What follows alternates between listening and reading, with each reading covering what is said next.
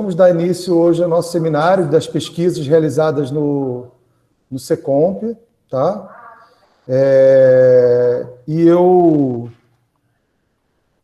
vou apresentar, né, os participantes são o Igor Coelho, que vai apresentar as meta-heurísticas para aplicações práticas de otimização.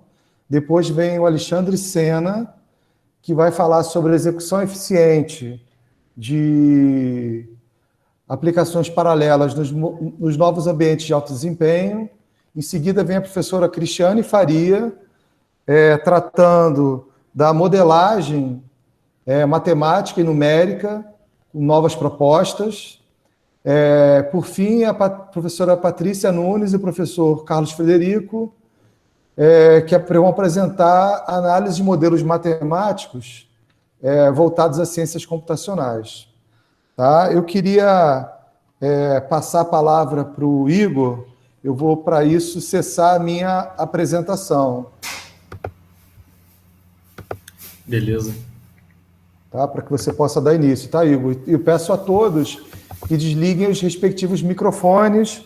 O Igor tem 15 minutos, então, até às 14 e às 16h39, 29. Não, é menos. 19. Não, 15 minutos. São 13 agora. São 15? Eu achei que era 5. Não, 15 minutos. Ah, tá. Então, beleza. Tá então, bom? beleza, se você tiver essa concisão toda, tudo bem também. Eu posso fazer um pouquinho mais acelerado. Tudo bom com vocês? Então, estou me apresentando aqui, professor Igor. Eu selecionei alguns slides aqui que eu já estava, que eu tinha pronto, né? Porque, na realidade, eu queria dar uma visão mais geral da meu escopo de trabalho, né? Então, a gente vai chegar nas meta-heurísticas, mas antes eu queria comentar outras coisas com vocês, né? Então, primeiramente, antes de trabalhar com meta-heurística, né? Antes de eu falar o que é isso, eu trabalho com resolução de problemas, né? Então, muitas vezes esse tipo de problema é um problema fácil, assim, às vezes a gente estuda no curso aí de computação problemas que já são bem resolvidos, né? Então, aqueles problemas que você já tem um algoritmo que é eficiente. Mas tem problemas que desafiam essa noção aí até a própria noção de saber se existe um algoritmo eficiente. Então, eu já comecei com esse slide aqui cheio de letras aqui, né? Mas não precisam ficar intimidados, não. Isso aqui são classes de complexidade, né, de algoritmo, várias classes, né, existe muito mais do que isso, mas aqui está só dando um panorama de como que atualmente a gente classifica, né, esses problemas que variam entre daqueles que são fáceis, né, o que é fácil, né? Então, fácil a gente diz aqui, nesse contexto de otimização, que é um problema que pode ser resolvido em tempo polinomial. Então, por que polinomial? Porque se você tem as máquinas evoluindo ao longo do tempo com um ganho aí mais ou menos exponencial, seja por avanços tecnológicos ou troca de arquitetura, você consegue mitigar alguns desses aspectos de dificuldade de um problema polinomial. Por exemplo, na década de 80 você tinha problemas da ordem ali de n ao quadrado, né? Lembrando ali a complexidade, né? Então, ou seja, ele faria... Se a sua entrada, né, se você tem uma entrada de tamanho 10, você faria 100 passos. E se você tem uma entrada de tamanho 1000, você já faria 1 milhão de passos. Então, isso tem um crescimento assintótico, né, no tempo ali, que era proibitivo na época. Então, ou seja, n ao quadrado era considerado difícil. Hoje em dia, você tem algoritmos desse tipo de ordem que é trivial, né? Então, assim, você coloca e resolve e nem pensa muito nisso. É claro que depende da escala, né? Se você estiver trabalhando ali com um problema de terabytes, aí tudo fica difícil, né? Às vezes uma coisa até linear ali já é difícil. Então, mas considerando problemas mais cotidianos aqui, né? Sem ser sem levar para esse lado big data da coisa, eu tô falando de problemas pequenos mesmo. Por exemplo, problema de você conseguir, digamos agora em tempos de coronavírus, né? Você conseguir distribuir máscara para, sei lá, um conjunto de hospitais na cidade de uma forma eficiente. Então, você não tem tantos hospitais, você não tem 1000 hospitais, você tem ali umas dezenas. E aí, como que você faz isso da forma mais eficiente, né? Como que você sai de um ponto e visita todos aqueles pontos e faz essas entregas de forma eficiente. Isso é um tipo de problema que parece simples, né? Mas ele já é um problema desafiador. Então, esse problema que eu estou falando para vocês, que é parecido com... não necessariamente igual, mas é inspirado ali no caixeiro viajante, né, que é um problema clássico, visitar N pontos e retornar à origem com custo mínimo, é um problema classificado aqui como NP difícil. Então, o fato de ser NP difícil, ele enquadra esse problema em um tipo de problema dos mais desafiadores de hoje em dia. E a gente tem essa questão em aberto, né, do P versus NP, que significa que a gente ainda não sabe, né, se existe um algoritmo que vai ser eficiente no futuro para resolver esse tipo de problema, de forma exata, né?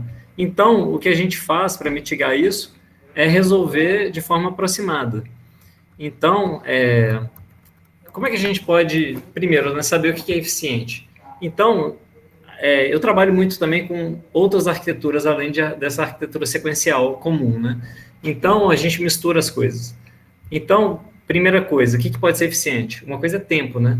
Então, você pode medir o tempo do seu algoritmo, mas às vezes você vai trabalhar numa arquitetura um pouco diferente, você vai usar uma GPU, vai usar uma outra coisa, então você vai ter que medir usando, por exemplo, o SpeedUp, e aí você vai ter que comparar aquilo ali com a implementação sequencial que você tenha.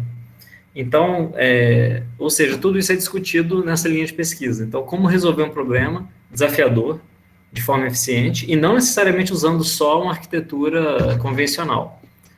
Até porque, né, existem algoritmos que são tidos como difíceis, né, inclusive difíceis até de paralelizar. Você pega uma outra arquitetura e tenta fazer a paralelização ali e você não consegue. É porque, na verdade, boa parte do que a gente tem hoje foi pensado para arquiteturas sequenciais que a gente tem aí no mercado.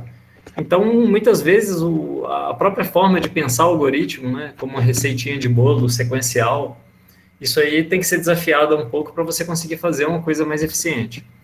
Então, nessa linha de pesquisa aqui, a gente tem que considerar primeiramente isso. Se o problema é possível de resolver com algum algoritmo polinomial, geralmente eu foco em problemas que não tem, ou já é provado que a NP é difícil, então daí a gente acredita que não tenha mesmo, e você vai tentar coisas que eu vou falar como heurísticas, que são coisas aproximadas, né?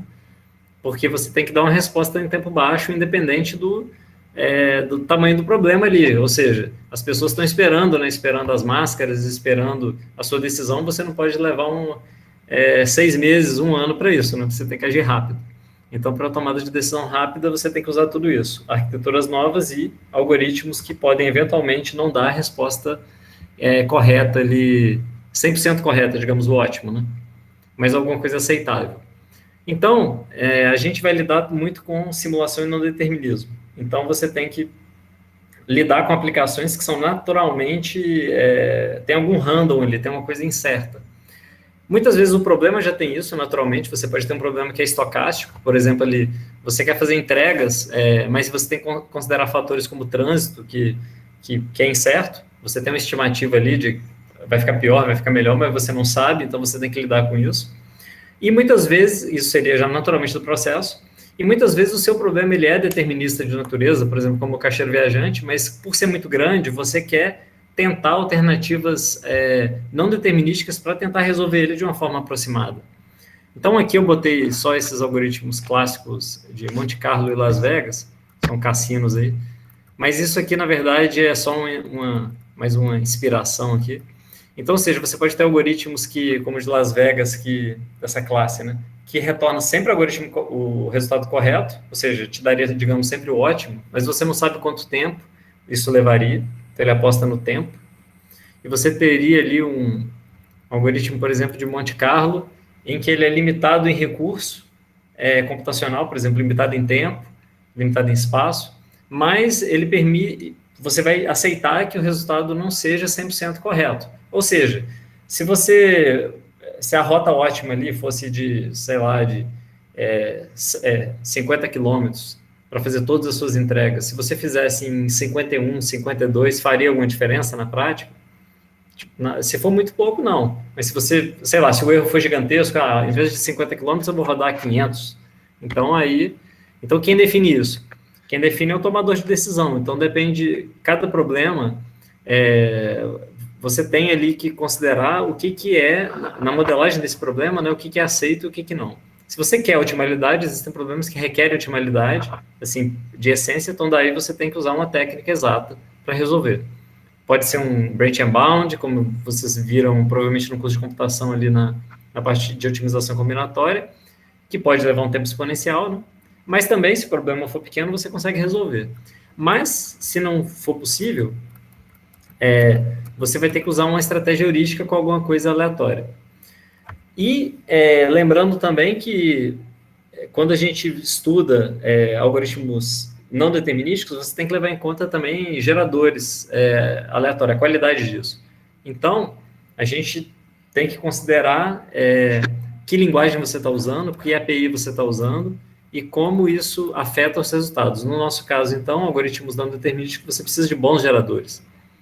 Então, existem aplicações, inclusive, que são altamente críticas em relação ao random, e você precisaria de um gerador que a gente chama de seguro criptograficamente falando. Então, não seria um random, um pseudo-aleatório comum. Você precisaria de pegar a entropia do sistema, por exemplo, mouse, teclado, ou uma antena qualquer aí que captasse coisas aleatórias, para você garantir a geração de um número mais fielmente aleatório. Isso aí é muito útil para aplicações, por exemplo, que envolvem blockchain, que é uma outra área que eu trabalho, embora não seja diretamente conectado com esse tópico aqui que eu estou falando hoje de meteorística. Mas, ou seja, só para vocês saberem que a qualidade do random, do número aleatório, né, ele afeta tudo. Ele afeta a convergência do algoritmo e ele pode até afetar critérios básicos aí de segurança. Então, chegando aí no mundo das heurísticas, né? Então, por que a gente usaria, por que a gente usa heurística? Porque o ser humano precisa de resolver problemas e muitas vezes você não tem tempo hábil para resolver ele de forma exata. Então, por exemplo, se tem um caçador que quer acertar, nossos antepassados aí queriam caçar e queriam acertar um alvo com a lança, ele não ia pensar no ponto perfeito ali, cálculo perfeito para acertar o animal. Não, ele vai mirar de um jeito que acerte e de um jeito que seja rápido. Se ele pensar demais, a presa vai embora. Então, nesse espírito, é o espírito de você resolver o problema sem 5 de minutos. fato... Beleza, obrigado. Sem, de fato, se aprofundar na exatidão da questão. Então, o termo heurística vem da palavra eureka, né? Lá do Arquimedes, lá quando fez uma descoberta, que é um conto clássico aí da física, né? Ou seja, que visa resolver o problema de forma prática. Então, no mundo das heurísticas, a gente quer resolver de forma prática. Você pode pegar um problema gigante, um problema muito difícil, mas ainda assim, se você der uma resposta que seja aceitável, e o que é aceitável, o tomador de decisão é que vai dizer, ok, você não tem que dar o ótimo ali. Então, como é que você resolve esse tipo de problema, né? Então, eu estou deixando aqui um artigo, depois vocês podem dar uma olhada, que conta uma história, um pouco da história da ciência, um artigo que eu participei, e eu acho que já foi até publicado. Se não tiver, vocês podem até me contactar que eu mando também. E é um artigo que conta um pouco essa história das heurísticas e como que chegamos nos tempos de hoje, em que hoje alguns desafios na ciência é como avaliar esse tipo de técnica de uma maneira mais imparcial, mais crítica, e como avaliar bem essa questão da simulação. Porque como é tudo aleatório, como é que você garante que o método é realmente melhor que o outro? Então, como é que você faz isso? Você tem que executar, você tem que tirar médias, fazer teste estatístico, você tem que verificar qual é o domínio que você está testando. Ou seja, eu estou testando um algoritmo lá nesse escopo coronavírus para entregar para hospitais, mas você considerou uma cidade pequena. Será que esse seu algoritmo vai funcionar para um grande centro? Será que se você trocar de carro para drone, será que é igual? Então, tem várias coisas com trânsito, sem trânsito, né? Então, tem várias coisas que, quando você faz sua simulação, você pressupõe, né? Mas não quer dizer que isso represente todos os cenários do mundo, né? Então, tem que considerar isso. E daí chegamos, então, nas meta-heurísticas, que são heurísticas com capacidade de escapar de ótimo local. O que isso significa? Significa que uma heurística boba é você, sei lá, você vai tomando sua decisão e em algum momento você não vai ter como melhorar aquela decisão. Por exemplo, se você vai planejar suas férias, sei lá, vai planejar um passeio em vários pontos turísticos, por exemplo, e você vai ter que escolher uma sequência boa para visitar aquilo. E você efetua esse plano.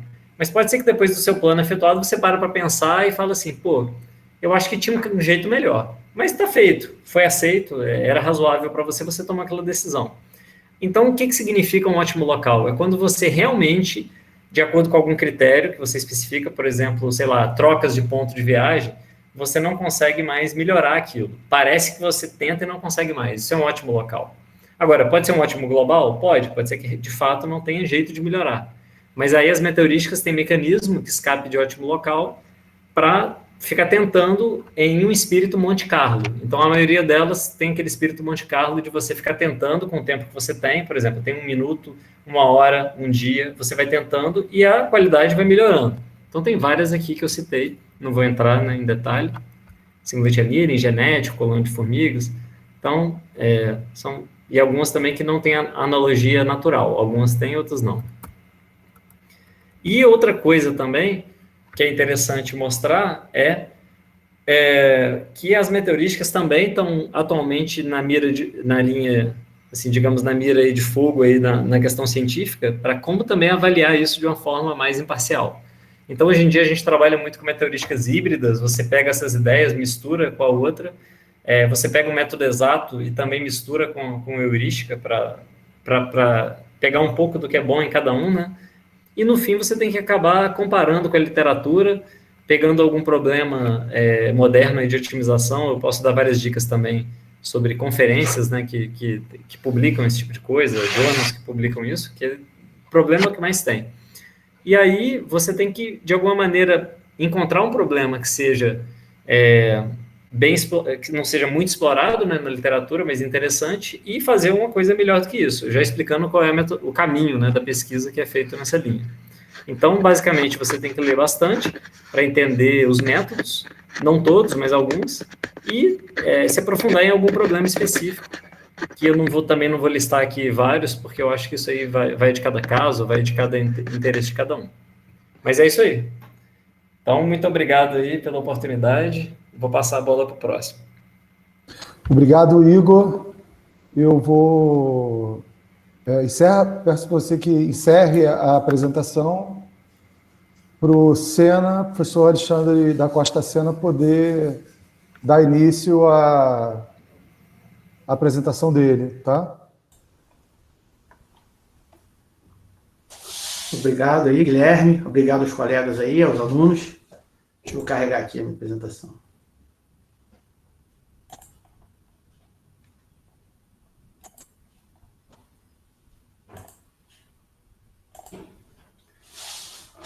Bom, vou apresentar aí a minha linha de pesquisa, que é a execução eficiente de aplicações paralelas nos novos ambientes de alto desempenho.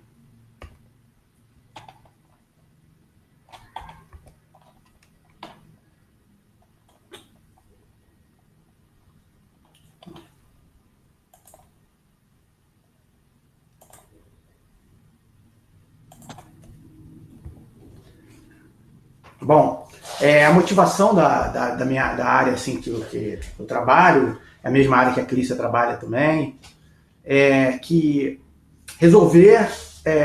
para resolver os novos problemas que surgem a cada dia, principalmente em função do avanço tecnológico, a gente não consegue mais resolver simplesmente usando os computadores. E eu não estou nem falando dos problemas que o Igor acabou de dizer, que são problemas intratáveis. Estou falando de problemas que às vezes são da ordem de n ao quadrado, n ao cubo, mas pela quantidade de dados, eles se tornam... a gente não consegue resolver ele usando um computador simples. Tá? E esses problemas eles podem ser de várias áreas, como biologia, física, engenharia. Esse tipo de aplicação ficou bem conhecido como aplicações do tipo e-science.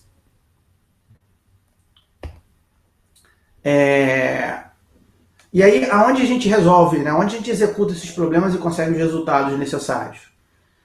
Em um passado recente, a cada 18 meses, 24 meses, o computador dobrava de processamento. Todo computador dobrava de processamento. É o que a gente chamou de lei de Moore. Tá? Então, o cientista, quando ele queria resolver um problema maior, ele simplesmente trocava de máquina para ganhar mais poder computacional. Então, a cada 18 meses, ele trocava de máquina, que ele tinha uma máquina com dobro de processamento. Tá? Então, agora, por motivos físicos da tecnologia que existe, não se consegue mais dobrar o desempenho a cada 18 meses. O que as indústrias de de processador conseguiram fazer foi dobrar a quantidade de núcleos de processamento a cada 18 meses. Com isso, desde os anos 2000, do início dos anos 2000, toda máquina que a gente usa é uma máquina paralela, inclusive os telefones que vocês usam. Ou seja, se eu quero melhorar o desempenho de uma aplicação nas máquinas que a gente tem hoje, eu tenho que ter um programa paralelo para aproveitar a arquitetura dessas máquinas. Então, se vocês olharem nesse gráfico, em azul, repare que você tinha uma subida e a partir do início dos anos 2000, ela ficou, não só chegou a ficar estável, como ela passou a decair. Tá? Então, essa é a lei de Moore. Bom, então, nesses novos ambientes, o que a gente teria para executar essas aplicações que demandam um alto poder computacional? Até bem pouco tempo, a gente chamava de supercomputadores. E esses computadores são computadores muito grandes, mas que poucos cientistas tinham acesso. Aí, hoje em dia, você tem máquinas de multicore, né, qualquer processador da Intel, onde você tem vários núcleos de processamento, ainda tem instruções chamadas de SIND, registradores do tipo SIND, que também podem ser usados para aumentar o desempenho. Você tem clusters, você tem as grades computacionais, nuvens computacionais, você tem aceleradores como as GPUs, Xeon Phi, que está saindo de linha, e as FPGAs, e tem ambientes híbridos que juntam todas essas arquiteturas. Além disso, a gente tem um site chamado aí, top500.org, que mostra as 500 máquinas mais rápidas do mundo. Esse site é atualizado a cada 6 meses. Tá? Então, eu entrei lá ontem para atualizar minha lista, tá? E você vê que o primeiro lugar é uma máquina do Japão, com mais de 7 milhões de cores, e um desempenho de 513 petaflops. Tá? Depois vem Estados Unidos, em quarto lugar a China. Até um ano atrás, a China liderava. E agora Estados Unidos e Japão voltou a passar a China. Em 240 a gente tem um computador brasileiro, o Santos Dumont, que fica no LNCC. E em 395 também tem uma máquina do Brasil que é usada para resolver problema de clima, né? De previsão meteorológica. Bom, na hora que a gente vai programar paralelo, ou seja, toda a máquina atual paralela, tá? Então, isso não é uma tarefa simples. Então, você tem que conhecer o ambiente de execução. Então, a gente tem vários ambientes que eu mostrei para vocês. Tá? Ele normalmente é difícil para o cara que não é especialista. Então, você tem físicos. Às vezes, o físico ele é até um cara que é mais matemático, mas você tem pessoas de outras áreas que, às vezes, da biologia, né, da medicina, da geografia, que às vezes não tem tanta capacidade em computação, então ele precisa fazer com aquele problema, resolver aquele problema em paralelo e não sabe como fazer isso. Então a gente se abastece dos problemas, muitas vezes dos problemas dessas áreas. E aí, qual ferramenta a gente usa? Aí, dependendo do ambiente que a gente vai executar, a gente tem vários tipos de ferramentas. Por exemplo, para trabalhar com threads, que é memória compartilhada, por exemplo, nas máquinas multicore, os computadores que vocês estão acostumados a usar. A gente pode usar o pthreads em C, ou uma biblioteca chamada OPMP, que é muito mais simples. Se a gente estiver trabalhando com memória distribuída, a gente pode usar o MPI. Mas como as máquinas atuais têm memória compartilhada interna e a memória distribuída de várias máquinas, então a gente vai usar MPI com OPMP. Se eu vou programar para GPU, a gente usa CUDA e outras ferramentas. Tá? Então, como é que normalmente a gente vai resolver isso? Se já existe um programa paralelo, o que a gente vai fazer é verificar em qual arquitetura ele vai se encaixar melhor, otimizar esse programa. Ou até reescrever esse programa, como disse o Igor. Que muitas vezes ele foi pensado de uma maneira sequencial. Agora, se não existe o programa paralelo, então a gente já vai escolher um ambiente que a gente acha que o problema se adapte e já escolher uma ferramenta e implementar direto esse programa paralelo. E aí, depois que a gente cria esse programa, a gente tem que avaliar ele para ver se ele funciona bem. E aí tem várias métricas que a gente pode utilizar. Existem várias técnicas de otimização quando a gente vai executar um programa paralelo, que já são bem vistas na literatura. Por exemplo, quantidade de processos por núcleo. Às vezes não vale a pena usar todos os núcleos do processador. O block size ou time, que é diminuir o tamanho do problema. Acessar o problema em tamanhos pequenos por vez. Uso de hierarquia de memória e escalonamento de tarefas. Tá? Então, a gente normalmente tem que empregar essas técnicas para melhorar o desempenho do problema nas máquinas. Por exemplo, o block size. Né? Você tem um RTM, que é uma aplicação para verificar a parte se existe um poço de petróleo. Tá? Se existe petróleo numa determinada região. Então, dado que eu já tenho um modelo, esse modelo cúbico aí seria a área de exploração, eu tenho que processar todo esse modelo, que é um modelo 3D, né? Então, repara que eu poderia processar ele inteiro, começar na primeira célula e percorrendo todas. Mas a gente percebe que, por causa da cache dos computadores, otimização de memória, é melhor percorrer primeiro esse retângulo aí, paralelogramo aí, em preto, primeiro, para depois ir passando para os outros paralelogramas aí, porque a gente consegue otimizar melhor a memória, por exemplo. Já no caso do elemento de sequência de DNA, que é um problema que eu trabalho bastante, o padrão para você verificar o elemento de duas sequências é percorrer essa matriz. Só que o paralelismo dela, repara, ele está nas diagonais, nas antidiagonais, tá? Que é o que a gente chama de wavefront. Outro trabalho aí que a gente fez aí, que foi até em conjunto com o Guilherme, o Leandro e o Guilherme, foi para verificar, foi na parte de bioprocessamento de minérios, mas foi para verificar imagens, tá? E no caso, a gente imagens 2D ou 3D, a gente queria verificar algumas coisas nessas imagens, para isso a gente tinha que aplicar algoritmos nessas imagens. Só que para cada imagem, o algoritmo ou para cada pedaço, a gente podia aplicar um algoritmo que a gente chama de bag of task, que você pode aplicar para cada imagem, você usa um núcleo. E aí é um programa um pouco mais simples, então, de resolver.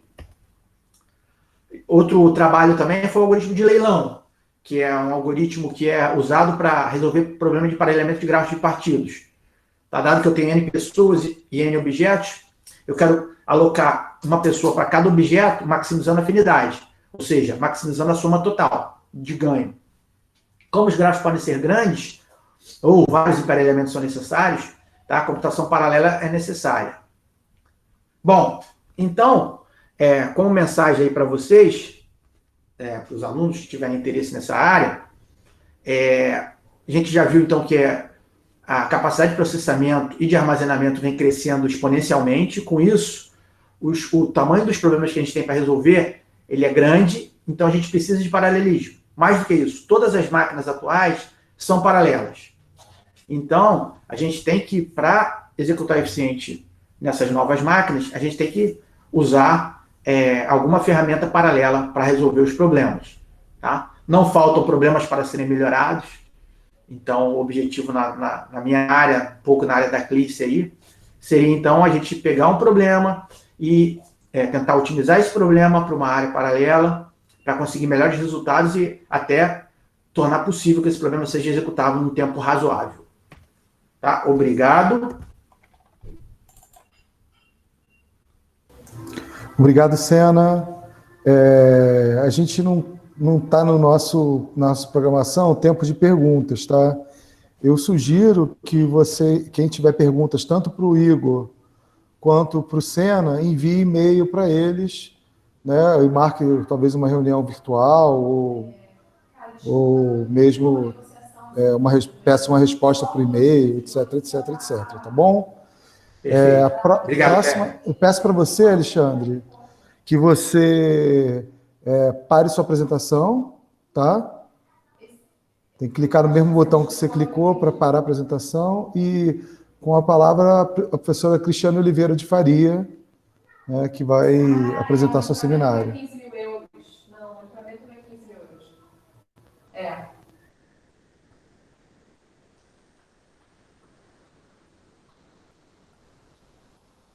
Entendi.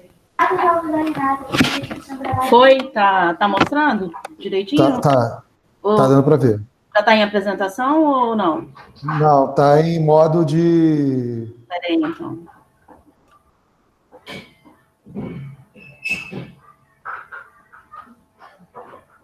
Agora foi? Não. Não?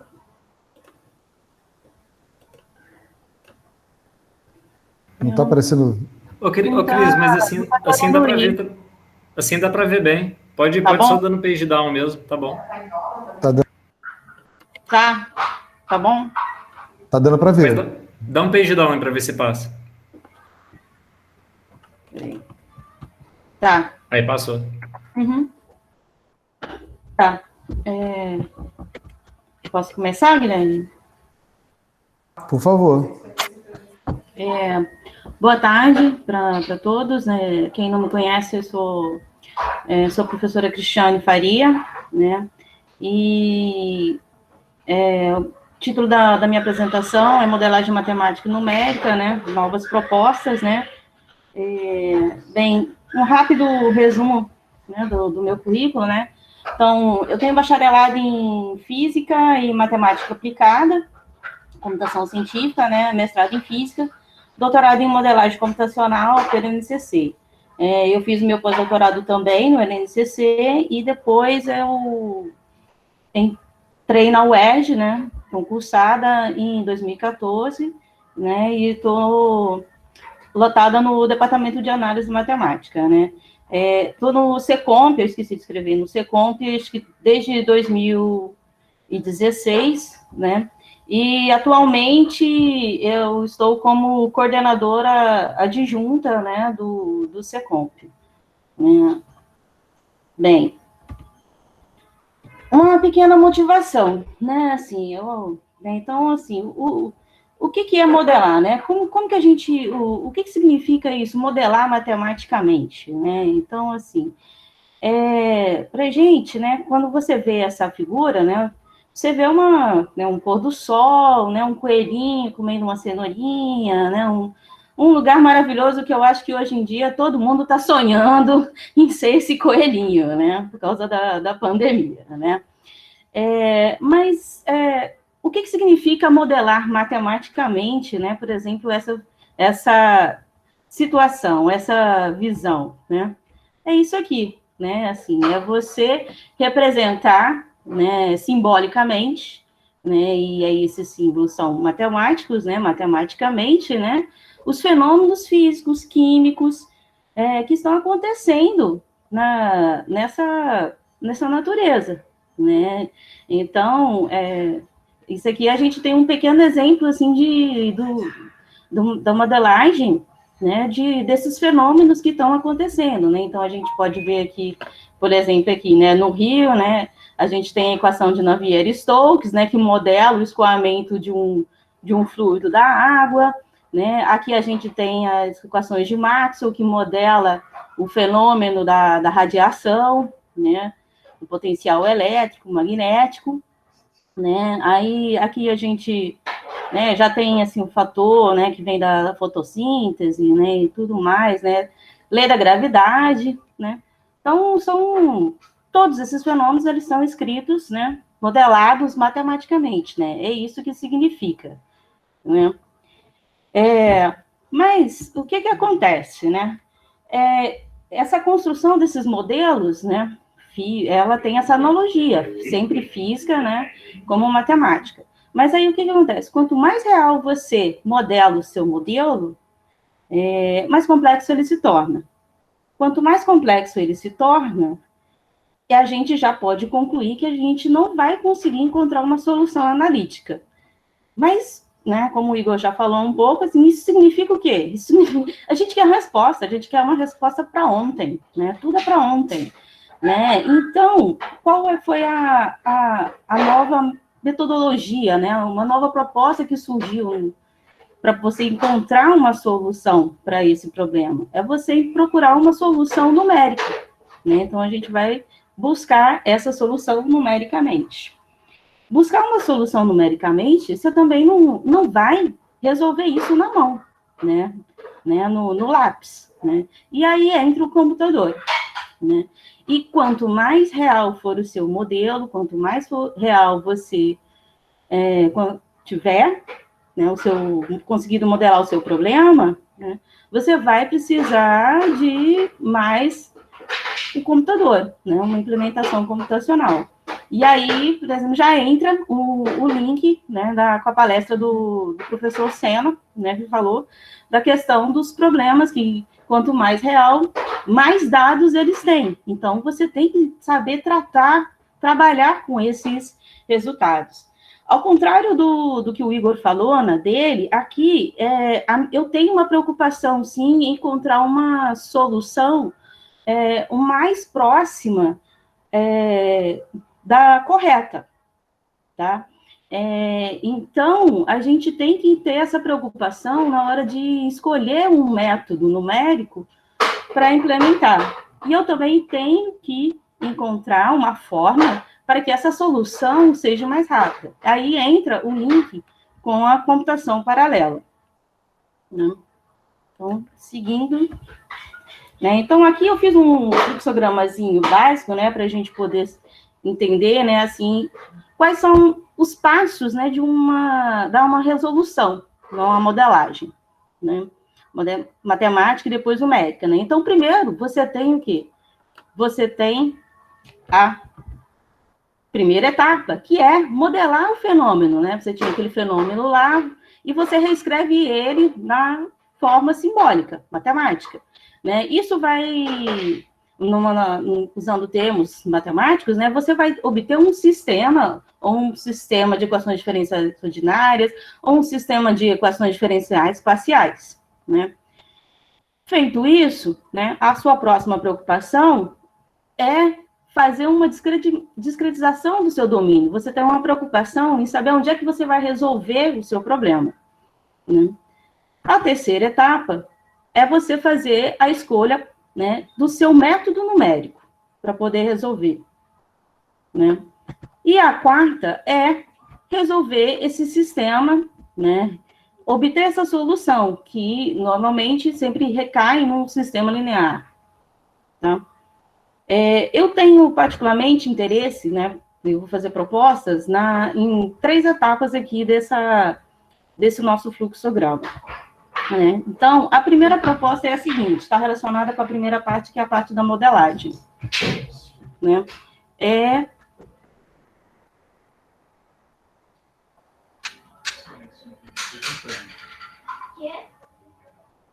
você... Desculpa, achei que eu estava muda. A primeira parte, né, assim, o projeto que eu estou trabalhando é esse aqui, que é você fazer uma modelagem matemática utilizando derivadas fracionárias, né? E aí, sim, a gente precisa fazer uma análise matemática, né, para encontrar essa ordem ótima dessa derivada fracionária. Mas o que é derivada fracionária, né? Então, está aqui, né, um exemplo de uma definição de uma derivada fracionária que foi proposta por Caputo e Fabrizio, né? O que seria a ordem dela, né? Veja que ela tem um alfa aqui, né? Esse carinha aqui, né? Uma derivada normal que a gente está acostumado, a gente conhece, né? Esse carinha é sempre um inteiro, né? 1, 2. E aqui, esse alfa, ele pode... desculpa, ela é sempre um natural. Aqui, esse alfa pode ser um inteiro.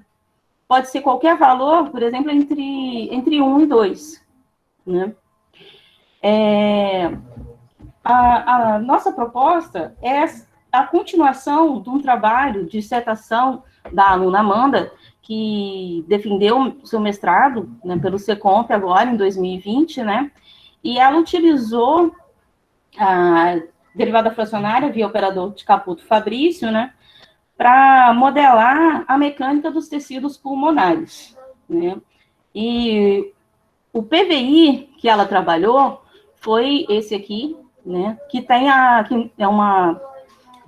seria analogamente, né, como uma DO de primeira ordem, mas não é, né, que é de alfa ordem, né, que relaciona a elastância e a resistência da mecânica, né, do tecido pulmonar, né, que é esse fenômeno de respira, inspira, né, que a gente sabe que o pulmão faz. Então, esse fenômeno, ele tem essa elasticidade, né, o pulmão, o músculo tem essa elasticidade, né, então, ela obteve, né, os primeiros resultados e assim, essa dissertação, né, ela foi orientada por mim, e pelo professor Carlos Frederico Vasconcelos, o Fred, né, que está aí, e a gente gostaria muito de continuar esse projeto, né, aplicar esse operador de Caputo em modelos mais realistas, né, fazer comparações com dados reais, né, que o que ela fez foi uma análise matemática, encontrando esse alfa ótimo,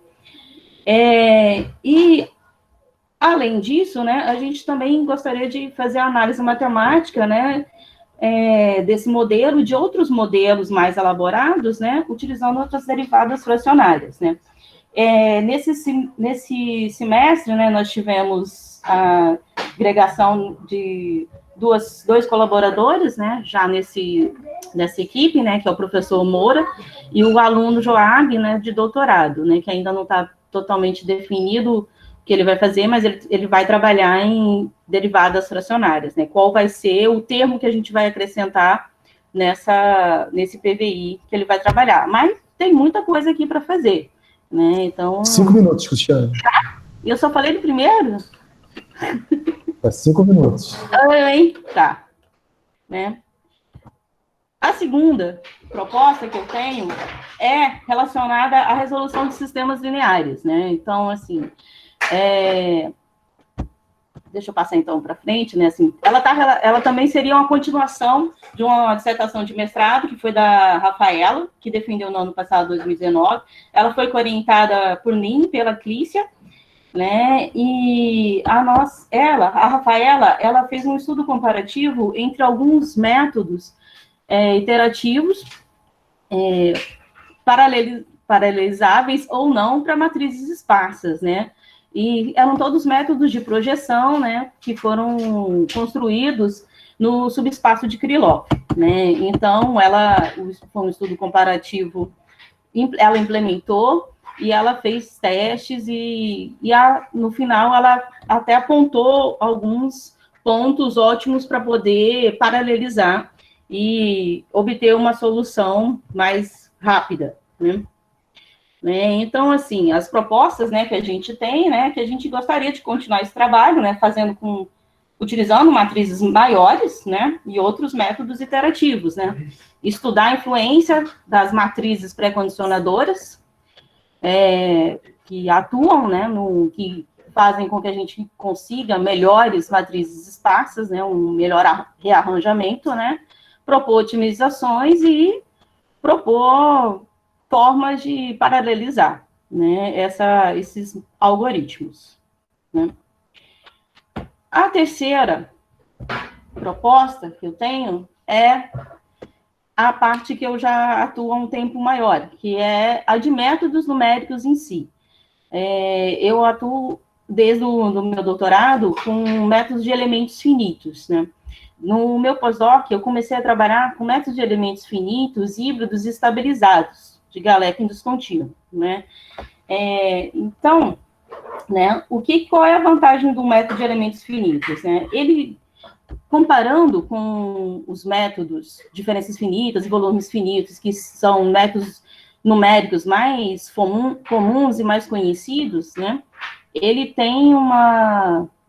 é considerado, né, um método que é definido como forma fraca, né, estruturado a partir de uma formulação variacional, né?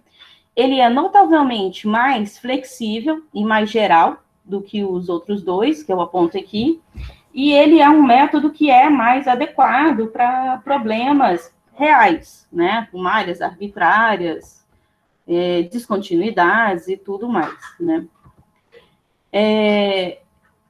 Esse aqui é o meu grupo de pesquisa, né, são as pessoas que eu mais colaboro em relação, né, tem o pessoal do NCC, né, meu orientador, né, outras pessoas, né, a Dayana, que é a minha aluna de doutorado lá, que eu oriento, né, com o Caram, tem colegas também da Unicamp, né, colegas na Federal da Paraíba, e aí eu tenho, né, alunos já, né, o João, que é um ex-aluno de mestrado pela Engenharia Mecânica, e o Alisson, que está começando o doutorado agora. Você já vai me cortar? 1 minuto. Tá.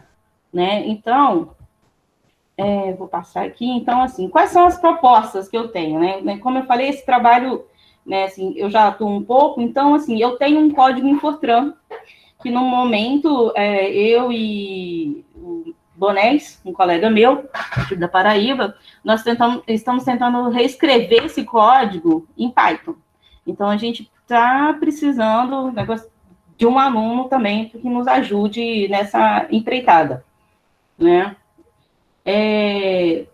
Também, no momento, a gente está fazendo análise, né? Eu estou fazendo análise numérica, essa é a proposta do doutorado do Alisson, né? Que vai ser em colaboração com o professor Michael Correia, da Unicamp, né? Uma outra que vai ser a implementação do caso 3D e aplicar dados reais da dispersão, da poluição da Lagoa Rodrigo de Freitas, que foi o tema da dissertação de mestrado do João, né, que defendeu no ano passado, 2019, e a Dayana, que agora, né, ela fez mestrado comigo também, ela tinha feito a análise numérica do problema parabólico, e agora ela vai propor formulações para fluidos não newtonianos. Foi? Acabou o tempo. Acabou? Se você puder concluir. Tá. Né, eu ia falar um pouquinho, dar um exemplo dos problemas, né, que eu atuo, né, que eu já tenho trabalhos, né, então a gente já atuou em problemas meios porosos, né, fluidos não newtonianos, né, que é exatamente o que é um fluido não newtoniano, né, são fluidos que têm a propriedade, as propriedades deles são relacionadas, né, tem uma forte independência, né, da deformação da matéria, e eles têm essa inter-relação entre força, deformação e o tempo, né, então aí aqui eu mostro 3 exemplos de fluidos não newtonianos, né, por exemplo, a gente tem um viscoelástico, né, que é um travesseiro, viscoelástico é aquele que ele guarda na memória dele o que ele era antes, né, então, assim, daqui a pouco essa mão vai sumir, né. A gente tem um viscoplástico, que é a pasta dental, que ela é um fluido, né, mas a gente sabe que se a gente não apertar esse tubo, esse fluido não vai escoar, né, ou seja, então um fluido viscoplástico é aquele fluido que escoa somente quando você aplica uma tensão em cima dele. E o pseudoplástico são esses fluidos que têm uma densidade diferenciada da água, como, por exemplo, né, a lama ou óleos lubrificantes, que são muito utilizados em carros e tubos, né?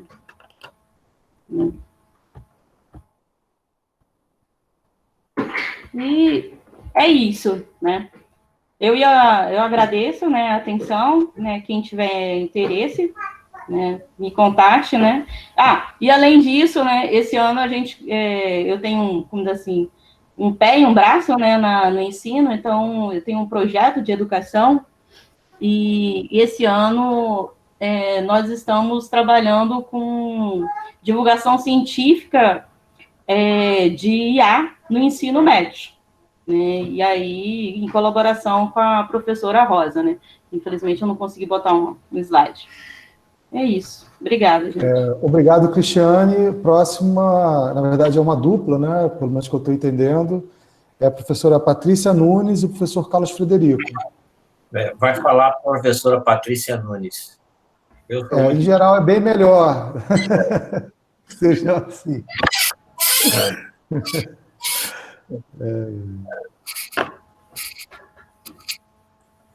Você já vê, né, minha apresentação? Aí o Fred vai conferir sempre que ele está pertinente. Então, são 17 horas, você tem até 17h15, tá, Patrícia? Eu vou apresentar aqui, né, propostas e linhas de trabalho que são compartilhadas por mim pelo professor Fred, e, de uma maneira geral, né, elas se enquadram no que a gente poderia chamar de análise de modelos matemáticos. Espera aí que eu estou sem educação aqui, né? Então, a gente vai falar um pouquinho de algumas coisas que a gente faz, mas com ênfase, na verdade, nas propostas que a gente deseja fazer agora. Então, nesse momento aqui, trazendo para vocês questões que podem gerar temas, né, de mestrado ou doutorado, a gente vai falar de duas áreas de interesse que nós temos, que são os modelos matemáticos, que são governados por equações diferenciais, e modelos epidemiológicos.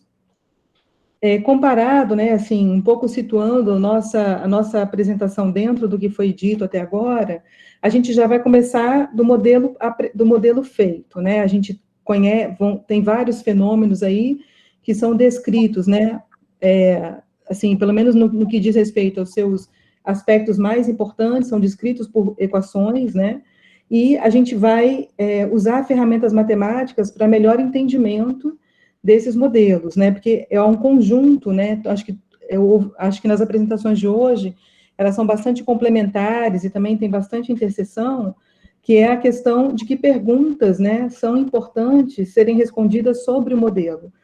Por vezes você quer que o modelo te dê a resposta, né, o que você está interessado, o seu interesse sobre o modelo é obter uma resposta parcial, suficiente, e por vezes não, por vezes você quer pensar um pouco se esse modelo, ele descreve bem o fenômeno, né? Que características você pode tirar do modelo em si, como é que você pode responder perguntas de natureza mais teórica e qualitativas, né? Que vão te dizer se o modelo está bem colocado, se ele tem uma unicidade de solução ou não, que tipos de soluções, que tipos de características e soluções que ele possui apresentam. Todos esses elementos podem permitir que você entenda melhor o fenômeno também. Então, é sempre um jogo de muitas perguntas, né, e de muitas facetas, você vai olhar para o modelo sobre várias perspectivas. Bom, em relação aos modelos governados por equações diferenciais parciais, né, pelas EDPs, a gente tem exemplos, por exemplo, da modelagem, análise de propagação de um sinal, e numa fibra ótica, né, a gente também tem problemas que envolvem ondas de pequena amplitude, e a gente está sujeitas a um efeito conservativo dispersivo. Bom, e aí que perguntas a gente faz, né, para esses modelos? Uma pergunta que é feita, né, tem a ver com a estabilidade, né, então a gente pergunta se a energia do modelo decai, e se a gente consegue prever a taxa de decaimento. Em geral, né, os problemas aí, fisicamente, normalmente, eles podem muito bem, muitas vezes, serem vistos a partir de um funcional de energia, e, por vezes, você está minimizando a solução física que é encontrada na natureza, que te interessa é aquela que minimiza esse funcional de energia, por exemplo. Então, é sempre interessante entender bem o comportamento desse funcional de energia que você consegue associar a modelos que envolvem equações diferenciais parciais.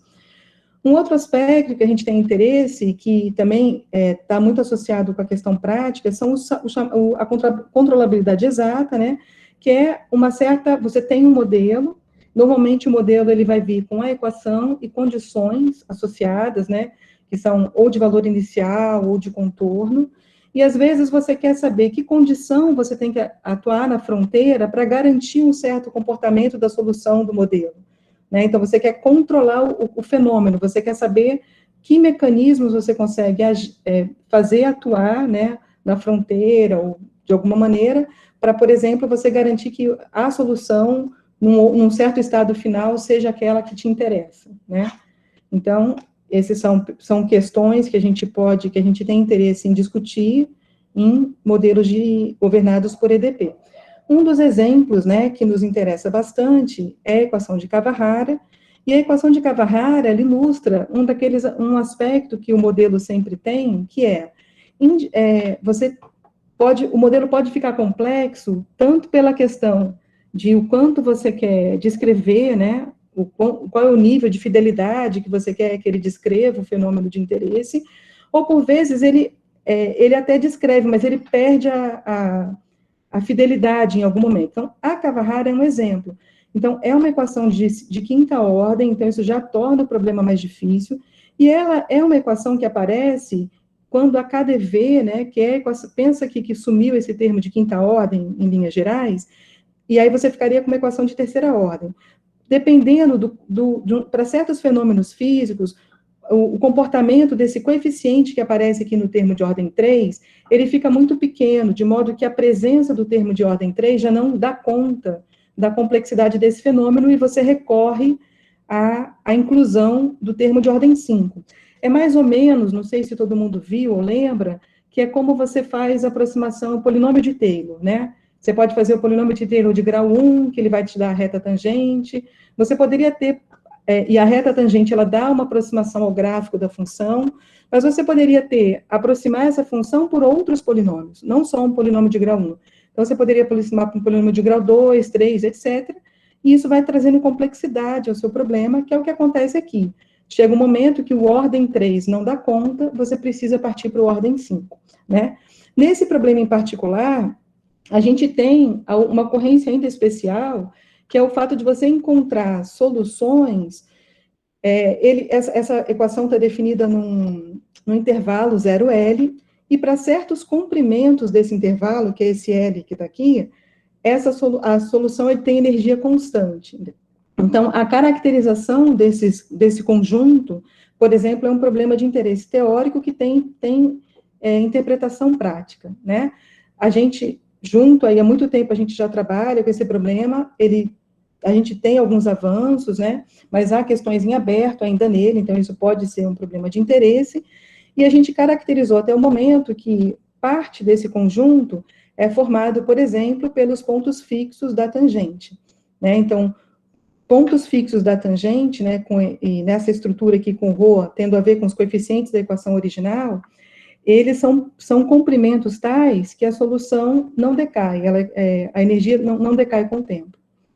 Bom, então, aqui só para ilustrar, né, que você conseguiria encontrar os pontos fixos da tangente. E outra questão aqui, ainda na direção, né, desses problemas governados por EDP, a gente tem uma proposta de trabalho, né, que é a proposta, o professor Fred trouxe essa proposta, que ela é viável para doutorado, que seria considerar a equação de Kawahara não definida no intervalo, mas definida na semi-reta. E esses trabalhos que estão aí são trabalhos que nós já fizemos, que outras pessoas fizeram nessa direção, e podem ajudar a pensar, né, a considerar o tratamento dessa proposta. E também, uma proposta que surge aliada a essa é a possibilidade de dissertações de mestrado, em que a gente pega um ou dois desses artigos, ou combina, e faz o detalhamento, né, o entendimento bastante aprofundado, e aí você vai tratar todos os pré-requisitos necessários para poder entender e se aproximar dessa área de estudo, né, que é essa área de estabilização e controlabilidade exata, e com relação à dinâmica dos fluidos, ok? Bom, uma outra área diferente que a gente propõe esse ano tem a ver um pouco com o que a gente viveu, né, quer dizer, a gente está vivendo aí a pandemia, e a gente entende que é um pouco um compromisso social que a gente tem que ter de preparar pessoas e também da gente tentar dar contribuições para que possam entender melhor esse fenômeno em futuras situações como essas, né? A Organização Mundial de Saúde prevê que esse tipo de doença, né, o que a gente está vivendo hoje, vai se tornar não frequente, mas não vai ser tão raro, e então é importante os países e a comunidade científica e a sociedade, de um modo geral, estar preparada. Então, nesse sentido, a gente propõe dissertações de mestrado, né, que tratem de fazer o detalhamento de artigos que saíram recentemente, né, que estão de pesquisas que surgiram nesse contexto da COVID. Então, esse aqui, ele trata modelo compartimental, que é uma coisa tradicional, né, do tratamento. Então, ele está associado a equações diferenciais ordinárias. Então, são modelos de equações, de equações diferenciais ordinárias para a descrição da dinâmica, né, da pandemia. Então, cada modelo desse leva em consideração aspectos diferentes. Esse artigo, em particular, ele está muito interessado sobre o impacto das medidas sobre a evolução, a dinâmica da pandemia, né? Então, ele considera a quarentena, a rede de contatos, o distanciamento social, e tenta incorporar esses elementos no modelo para poder tentar entender melhor qual desses é melhor, como você ter políticas públicas de combate, né, para reduzir os impactos da pandemia. Então, ele se traduz num sistema de equações diferenciais ordinárias, que é um modelo compartimental, que incorpora aí ele altera o modelo tradicional com esse X, que normalmente é um R de recuperados, então você tem suscetíveis, infectados, e esse X é o que combina um pouco o efeito das medidas protetivas, né? Na mesma linha, a gente tem esse artigo do Álvares e Argenti-Lippe, que também propõe um modelo CIR de suscetíveis, infectados, recuperados, e ele cria um compartimento quarentena, porque ele quer ver também esse impacto, mas desse modelo, o que nos interessa mais, bom, ele tem dois aspectos diferentes do modelo tradicional, que ele faz com que a população dependa do tempo, porque ele não considera no recuperados as mortes, e ele está interessado, ele introduz um funcional, né, esse é o modelo que inclui a quarentena. Esse teto aqui é porque a quarentena não é completamente efetiva, né, ela não tem um impacto, ela não impede completamente a transmissão, e ele adiciona um funcional, que é um funcional de produção, que no fundo ele quer combinar quais são as melhores medidas que minimizam os impactos econômicos, né? Então, na verdade, o tema proposto aqui envolve EDO, né, equações diferenciais ordinárias, e um pouco de análise funcional, para entender um pouquinho essa maximização da produtividade na tentativa de escolher o melhor modelo de quarentena que minimize os impactos econômicos. Bom, esse impacto econômico está associado, né, com o problema que atualmente a gente trata numa tese de doutorado, que a gente orienta junto, que é sobre carteiras de investimento. Então, isso aqui, essas referências aí são publicações nossas que ilustram um pouco uma certa diversidade de problemas, quer dizer, o que unifica a nossa atuação é um pouco o uso da ferramenta matemática, né, mas em aplicações de diferentes naturezas. E aqui são as orientações que a gente já teve no Secomp, ou tem feito, ou está orientando, né, que a gente está orientando atualmente é a última, que é a otimização aplicada à economia. Então, a gente usa ferramentas matemáticas para discutir um modelo de seleção de carteiras de investimento, a escolha da melhor carteira de investimento, que maximize o lucro sob certas condições, e é isso. Então, a gente propõe como tema de trabalho, né, a análise da equação de Kawahara na semirreta, o tratamento numérico, né, esses dois primeiros são de doutorado, de um problema de valor inicial associado à equação de Kawahara, e nesse terceiro tema aí, tópico, tem dois temas, que é o detalhamento de resultados associados a modelos epidemiológicos, e que ele seria adequado para o nível de mestrado. A gente agradece, quem tiver interesse em qualquer um desses temas ou quiser mais detalhes, pode entrar em contato comigo ou com o professor Fred. Tá bom? Obrigada. Obrigado, Patrícia. Eu queria dizer aos estudantes que estão aqui presentes que, em caso de interesse, que não se acanhem em mandar um e-mail para os professores responsáveis por essas linhas de pesquisa para colher informações, porque quanto antes vocês tiverem definidos o que é o tema de trabalho de vocês, melhor será o resultado em termos de profundidade. Então, a gente sempre pede para vocês, a partir do primeiro semestre, assim que vocês entrarem, já começarem a procurar e vislumbrar temas, né, que, em geral, são formalizados no final do primeiro ano, mas que precisa desse tempo, digamos assim, de namoro. No mais, eu queria, em nome da comissão organizadora do seminário de hoje, emitir nosso agradecimento pela presença de todos e todas, e principalmente dos palestrantes, né? E dizer que esse é um trabalho que a gente faz semestralmente, toda vez que tem turmas novas, nós fazemos essa apresentação, e no futuro, no próximo semestre, seguramente teremos novas apresentações atualizando essa situação das nossas pesquisas, tá bom?